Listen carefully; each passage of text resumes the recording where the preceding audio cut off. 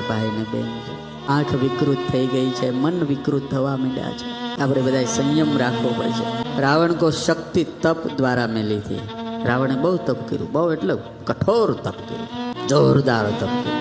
હાડ અને માંસ બધું હુકાઈ ગયું રાફડાથી, એટલું તપ કર્યું. અને હનુમાનજી को सब सिद्धियां सहज प्राप्त, सब सिद्धियां सहज. हनुमान जी ने तप नहीं किया, हनुमान जी की माँ ने तप किया, उनका आशीर्वाद उनको मिला और संस्कार मिला.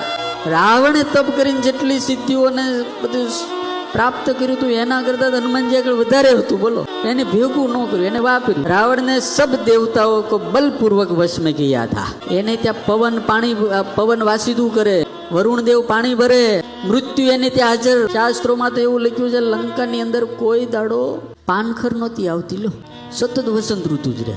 લંકામાં કોઈ બીમાર જ નહોતું પડતું. સુસેણ વેદ હતો બહુ મોટો, પણ એમને બેહી રહેતો બિચારા, અને પ્રેક્ટિસ કઈ હાલતી જ નહોતી. લક્ષ્મણજી વખતે જ એ કામ લાગ્યો, કારણ કે લંકામાં કોઈ બીમાર જ નહોતું પડતું. કારણ કે અહંકારી માણસને બીમારી હોય ને તો સ્વીકારે નહીં કે હું બીમાર છું.